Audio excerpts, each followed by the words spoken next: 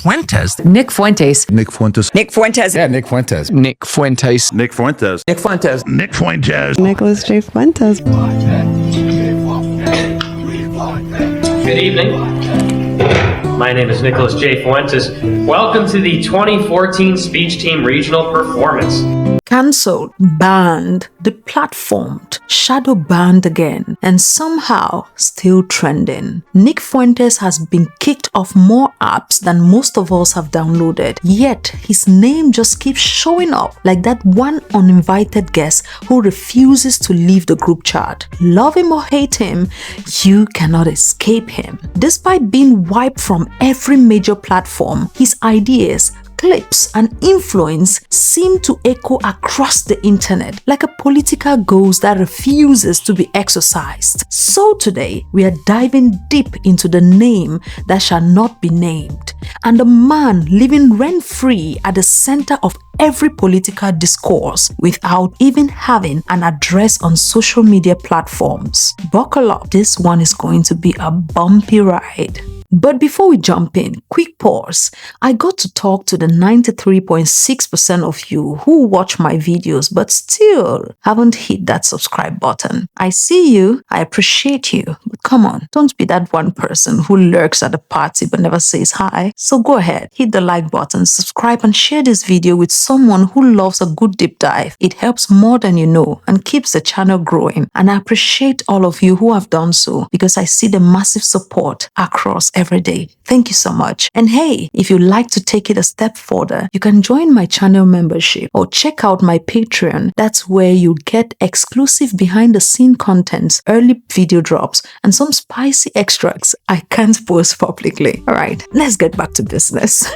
Nicholas Joseph Fuentes was born on August 18, 1998 in the western suburbs of Chicago, Illinois. He grew up in La Grande Park, a quiet middle-class community known for its conservative and Catholic families. And Nick says it wasn't until he left his community and stepped away for education to enroll into a university that is when he started seeing a mixture of different cultures and backgrounds, which was extremely new to him.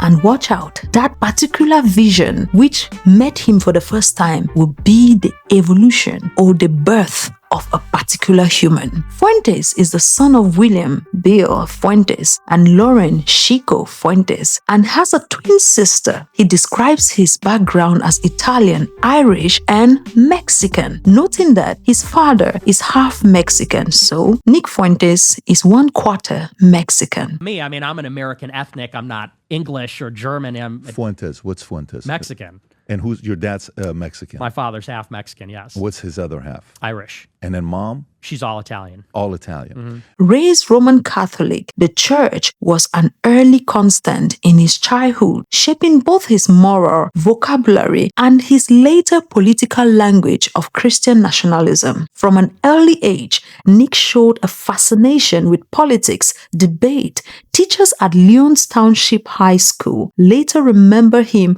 as an outspoken, articulate, and sometimes provocative in classroom discussions. If you have watched any Nick Fuentes clip, it doesn't matter which one, you can see how eloquent and articulate he is. It has never been a subject of debate. Now, what he is discussing is what drives people either far left or very far to the right. Chapter 2, The First Spark, ages 12 to 14. In the PBD podcast, Fuentes recounts that around age 12, he asked his mother for a book called Free to Choose by Milton and Rose Friedman. She ordered it, and when he came back home from school, it was waiting on his bed. He read it cover to cover. That book, he said, changed the way I saw the world. It taught him about markets, personal responsibility, and the virtues of capitalism, ideas that contrasted sharply with what he saw as the liberal slang of his schooling. Soon after, he read Thomas Sowell's Basic Economics,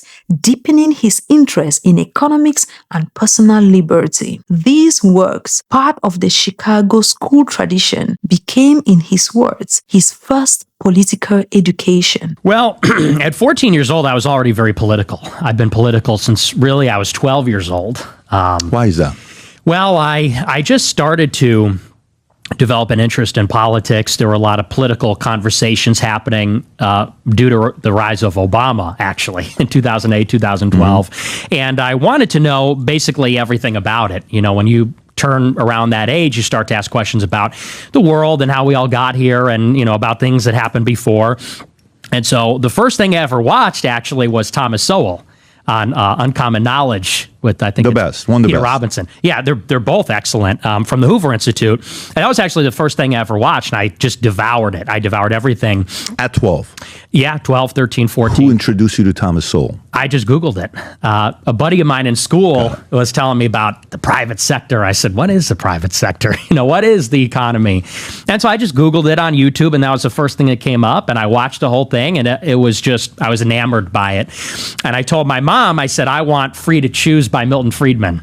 That was the first political book I ever read. And one day I came home from school, and it was there on my bed, and I read it. First book is Free to Choose. Yes. Capitalism, free market capitalism, and he was it's really him and Thomas Sowell. I think he came before Thomas did, right? He did, yes. Right. Yeah, well, he was from the Chicago school. So it was Friedman, Sowell, and all the others. And so I read all that stuff in middle school and high school. And at that time, I was really a libertarian because that's just what was out there at that time. That was during the Ron Paul Revolution. And the Fed. Right, and the Fed. And there was so much online digital content, this is early 2010s, that was being put out by young libertarians. So that's just what was out there and what was available. And so I worked through all of it. Basic Economics by Thomas Sowell, and read about all the Chicago school, even then the Austrian school, the really more libertarian economic stuff. And in high school, I was in Model UN, student council, speech team. I was very active in high school and, you know, one of those precocious, autodidact type young guys. And Were you like this? Were you this vocal? Oh, yeah. Were you this intense? yes, So did you get in trouble a lot? Did you get in a lot of fights? Did you get picked on? Did you have bullies? I was very outspoken. I was very extroverted about politics. I was always getting in political debates in class and in Model UN, but I didn't really get in trouble as much.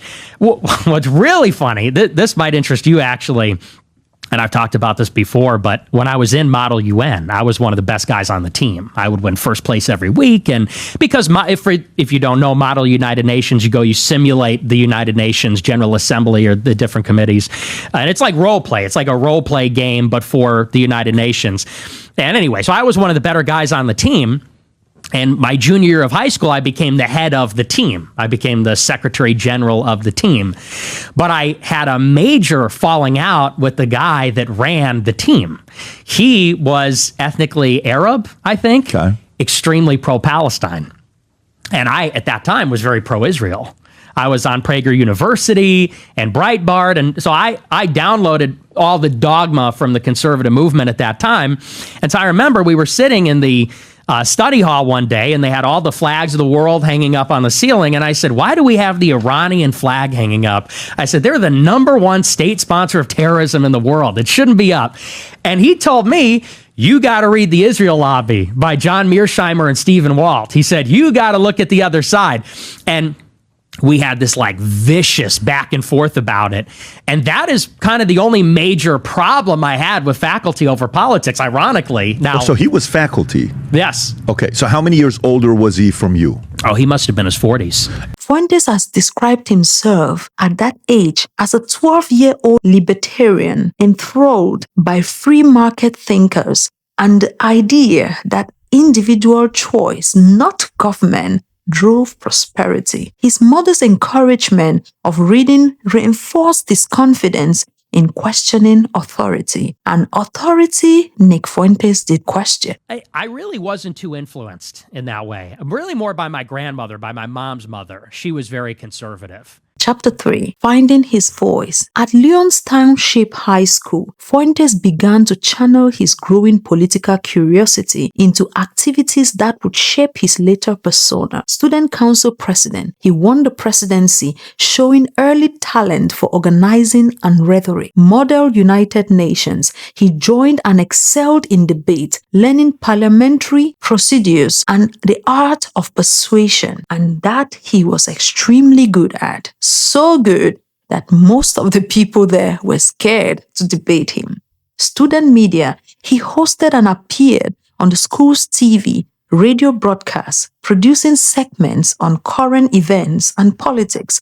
And that is how many of Nick Fuentes' friends, fans, and those who follow him started discovering him. He was just a young boy. In interviews, Fuentes said these experiences gave him his first taste of audience reaction, the thrill of making arguments, sparking controversy, and holding a crowd's attention. He followed political news closely, particularly during the Obama presidency, which he said frustrated him because of its aggressive tone. And he has said the very moment that made him to get himself completely engulfed into politics was during the Trump's presidency or Trump run for presidency. By the end of high school, Fuentes' politics were in motion, libertarian at heart, but increasingly shaped by populist frustration with political correctness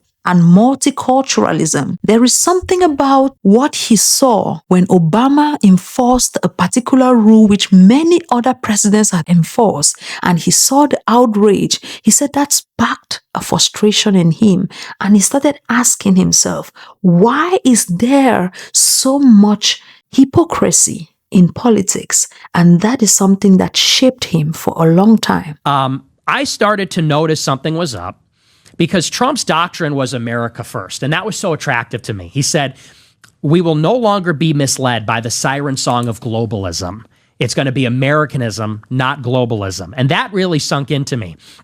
And I'll never forget, this was in December 2016. This is what did it for me. And I wrote an article about it on my blog. I had a blog at that time. And I noticed that Obama, who was still the president during the lame duck period, he told our ambassador to the United Nations not to veto a resolution condemning the West Bank settlements. So there's a resolution saying Israel's settlements in the West Bank are illegal. Normally, the United States vetoes that on behalf of Israel to protect them. But Obama instructed our ambassador to abstain. And so the resolution went through. And everybody on the right wing said Obama's an anti-Semite. He hates Jews because he did that. And I said, wait a second. I went through and I did the research, and I said ever since 1967, during the Six-Day War, when Israel occupied the West Bank and Gaza Strip, it has been the official U.S. policy that we do not support the civilian settlements. That's technically illegal under international law. I said, so all Obama did was really uphold the same policy that every president did, Republican and Democrat, yet they're calling him a Jew hater. I said, I don't think Obama hates Jews. Obama's supported by the Jewish left. People like Saul Alinsky mentored him or influenced him. So I don't think he hates Jews. I think that he's just carrying out our policy. And so I said, how is that any different than when, let's say, a conservative critiques BLM, they get called the racist. You critique feminism, you get called the sexist. Chapter 4, College and Charlottesville, 2016 to 2017. After graduating in 2016, Fuentes made his first move out of his community area into Boston University, majoring in political science and international relations. And this is when Fuentes said he realized how diverse America was becoming. I get my MAGA hat and I'm all excited about it, and I volunteer for the campaign and everything. And so he wins the primary in the spring of 2016. Convention happens, I think, July 2016. I enter college at Boston University in September 2016.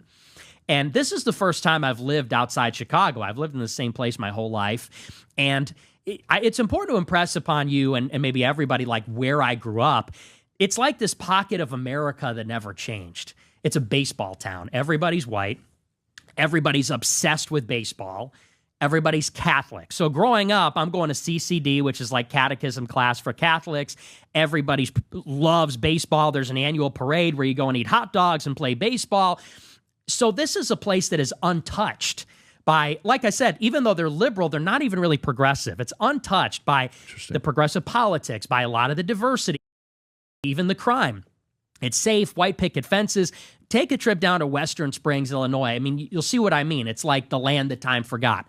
I go to college in Boston, totally different story. Boston's obviously super diverse. It's a lot of young people because it's all schools, it's all universities, and they're all from Asia, all foreign students. and they're all Chinese, they're all from these Asian countries. And there's also, it's a little dangerous. There's a little criminal element, and everyone on the campuses, they're militant left wing.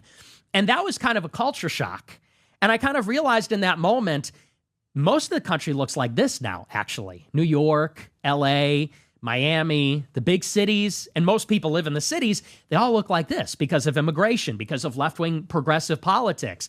And I kind of said, in that moment, my slice of America that I grew up with is a dying breed. It's literally going extinct. And I like my upbringing. I love my upbringing. I want to, if I have a family, I want to raise my kids in a place like that. But in 50 years, will there be places like that? The country's going to become majority minority in the 2030s.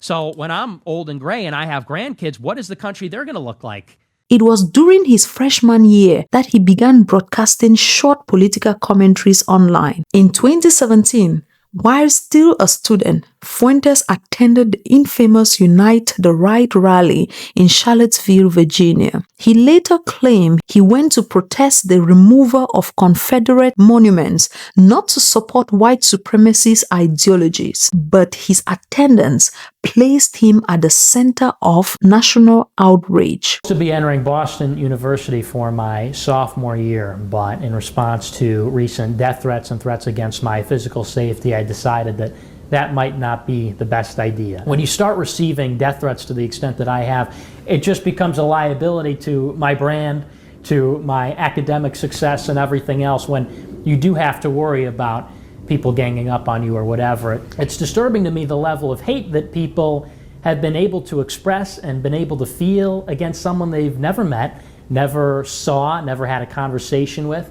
They say that we're the hateful ones. After receiving backlash and what he described as threats, Fuentes withdrew from Boston University. He returned to Illinois, completing an associate degree in the College of DuPage. The Charlottesville episode marked a decisive break from mainstream conservatism and propelled Fuentes towards the far-right online ecosystem. Chapter 5.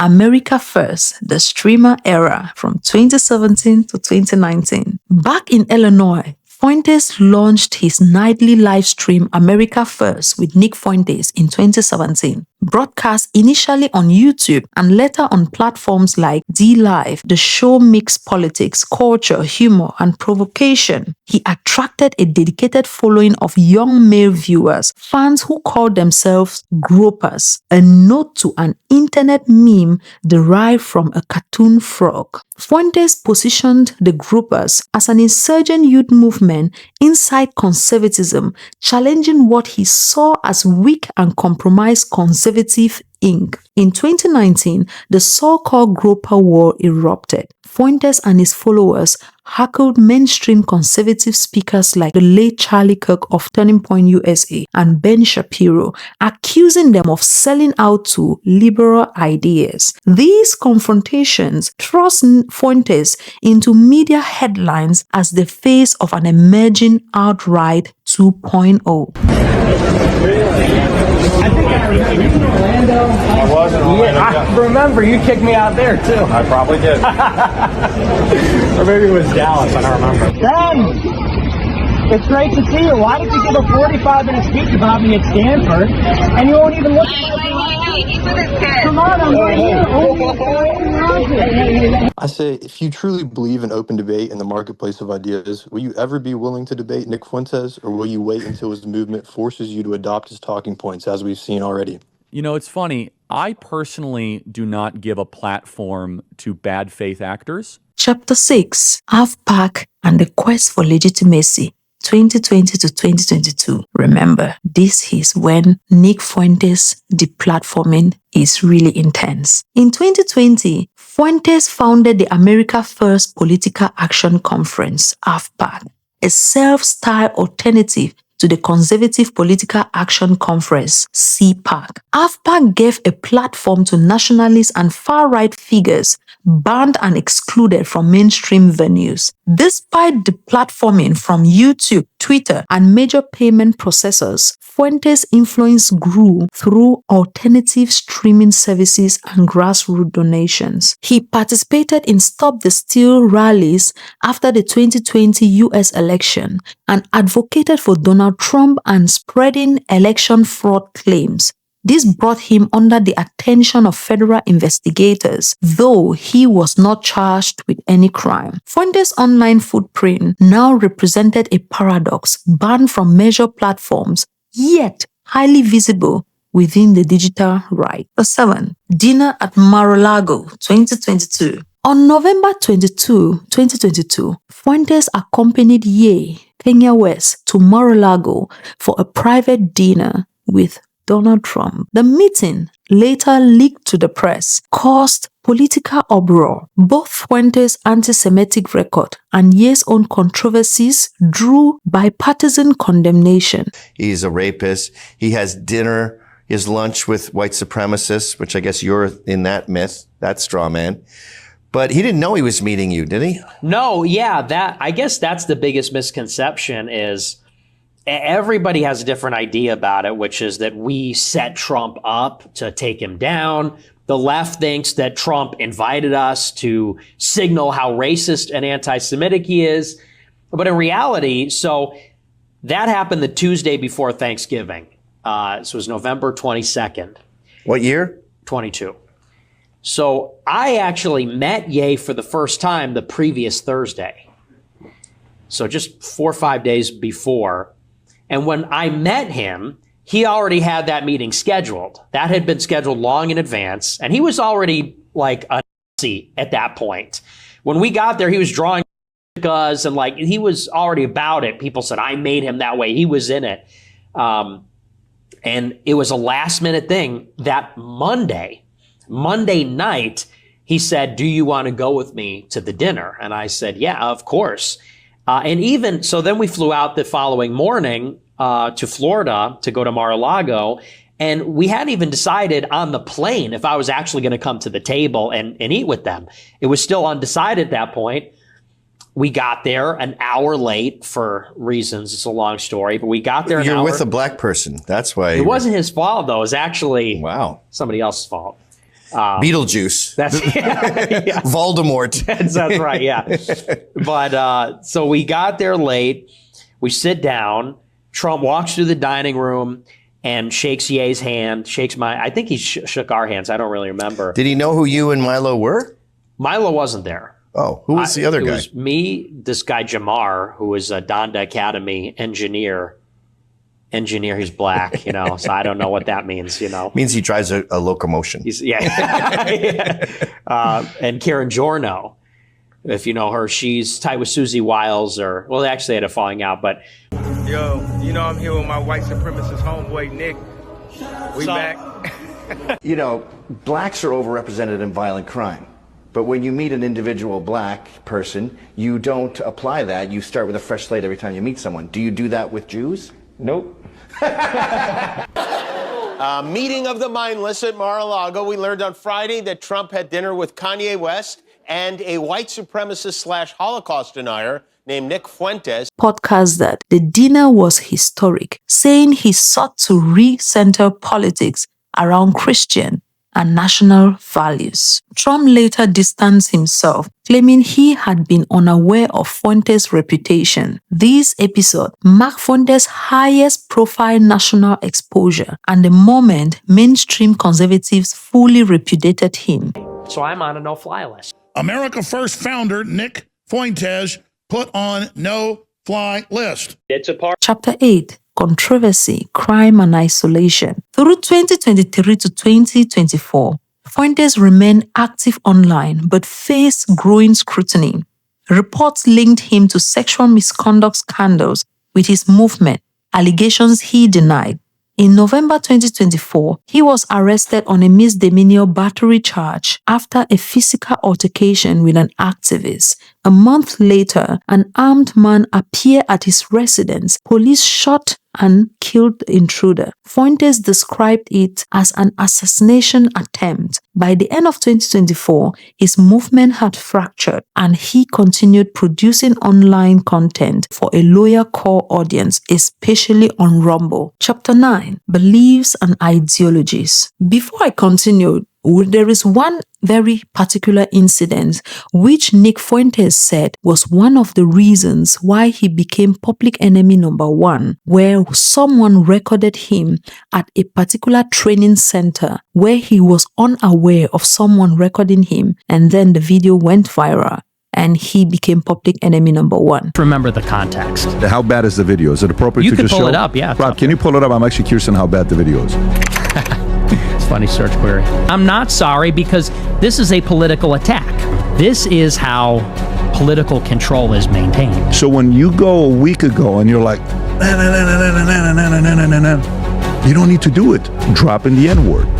How is your approach going to change moving forward? I don't think there's much that needs to change. I've seen the tweets. I've seen the videos. I don't platform trolls. He did not state that he regrets saying what he said, but he states that he was recorded without his knowledge and approval, and so he doesn't see how that was fair to him. Let me know in the comment section what you think about what he says about this incident. His beliefs and ideology. Fuentes calls himself a Christian nationalist. He promotes traditional Catholic values, opposes feminism and LGBT rights, and supports strong national borders. He argues for a homogeneous American identity rooted in Christianity. Remember when we started this video, I told you that he grew up in an area which was very conservative, very white, and when he moved out of his little community to the big city where he went to study in the university, that's when he was met with the flourishing and growing mix of the big area, where he found out that America in those areas has been really diversified, which according to him scared him, and he wondered in 50 years will he be able to see communities like the one he comes from, which is still very white and conservative, will he be completely mixed like the big cities he's seen. Immigration is the issue of 2016. We're talking about illegal immigration, legal immigration, and we're talking about the big topic is the demographic change. America was a white country. It's becoming a non-white country through immigration. And we're talking about the impact that that's going to have.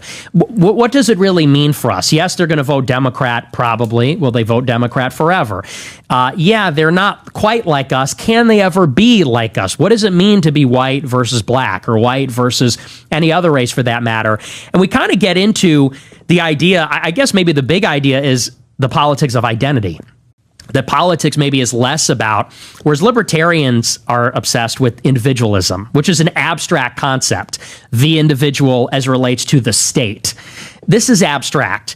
We're now talking about the politics of identity, which is concrete, which is particular, not general, not abstract, but concrete and particular.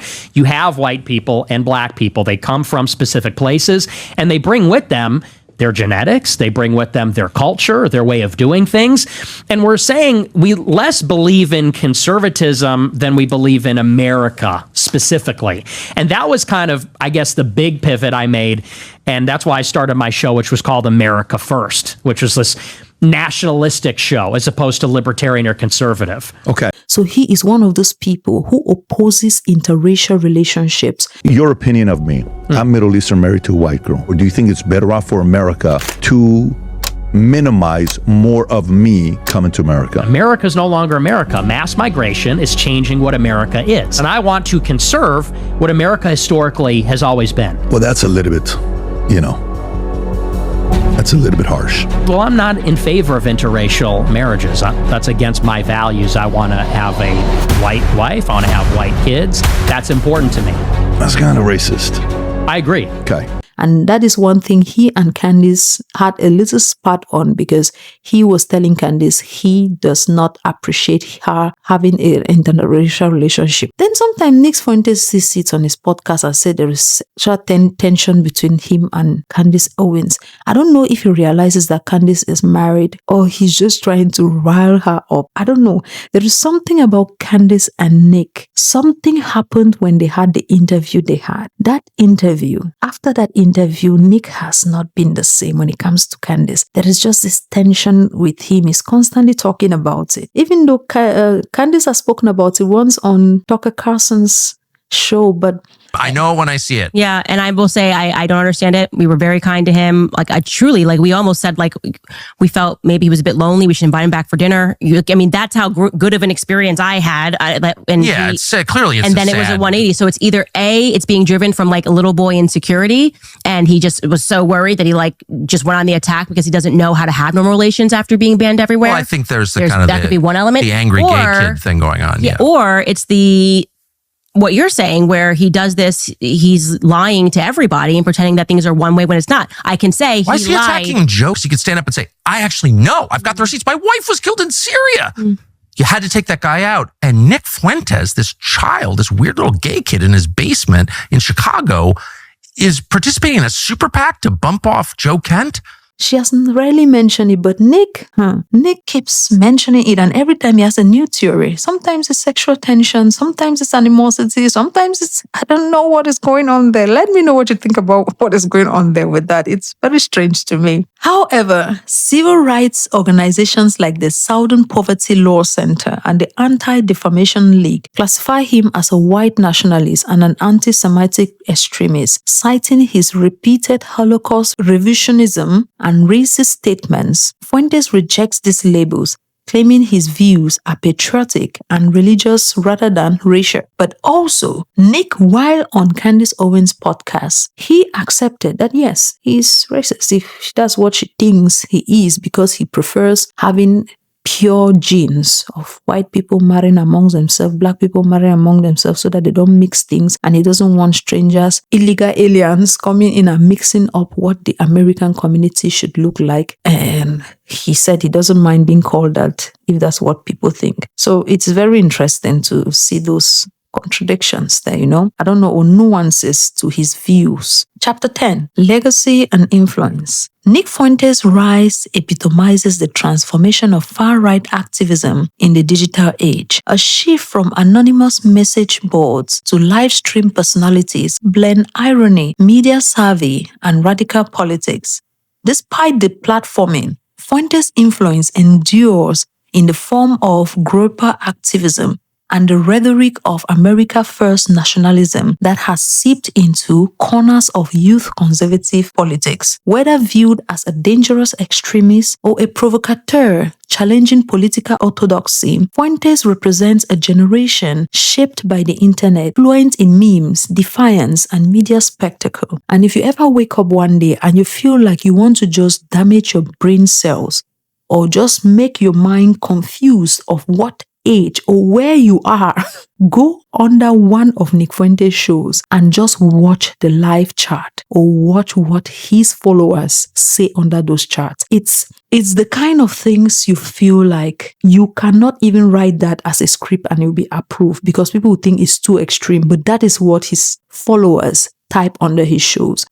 In my research for this, I had to watch a couple of this guy's shows, and going through the comment section, his live stream comments was really a mental challenge. It was really mentally stressful to go through. It was I couldn't believe it. But then those are people who have found a leader who, I don't know if he knows that they are extreme, but he perpetuates or allows them because they are part of his following and they make him relevant, or he is the same, because sometimes he sounds really, like they say, every broken clock is right twice a day.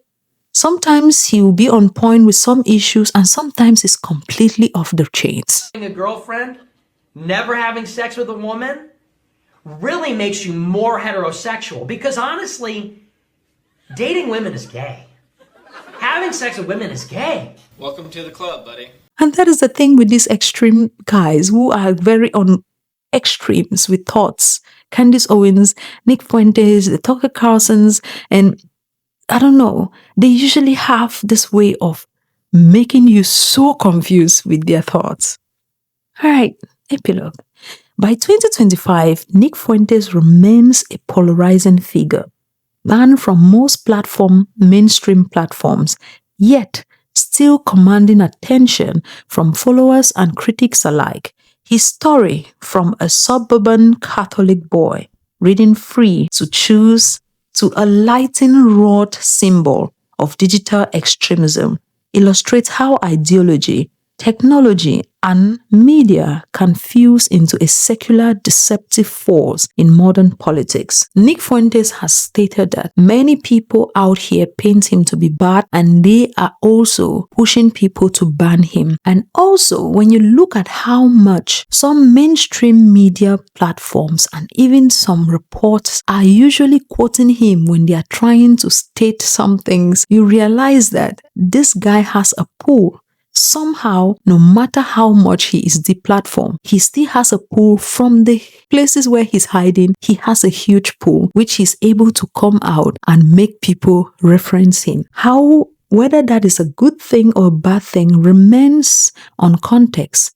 But at the end of the day, everybody has a voice, and those voices comes with ideas, and every idea has a massive impact on the people who stumble on those ideas and listen to them. And at the end of the day, what their reaction is tells you what the person who gave out those ideas, the spirit they left they gave the ideas out there with. And you just need to look at the fruits to understand what kind of tree bore them. Tell me what you think about Nick Fuentes in the comment section. Did you find it very interesting that his father is Mexican or half Mexican, and he is completely against people coming into the country, and he's talking about illegal aliens? Because I think if we were to go by the pure American breed, maybe he might not be living in America. He will need to leave because he's not completely American. He has Italian roots, he has Mexican roots. So he cannot really claim that American he thinks he wants to claim. Or maybe he's claiming he's America by birth. I don't know what it depends on where his mind is. Well, until next time. Bye. And the only reason that I'm telling you this now is because if anything happens to me, this is what you need to do. The project of the free people of America, the project of American sovereignty, of Christian nationalists, of anybody that cares about our independence, as the 1776 movement, as the new American Revolution, is to, just as they started newspapers and campus groups and book clubs and published books and made movies, we need to expose what they are doing in the same way. And the reason I'm telling you all this now is so that you can finish it if I can't. Because I won't even let death stop me.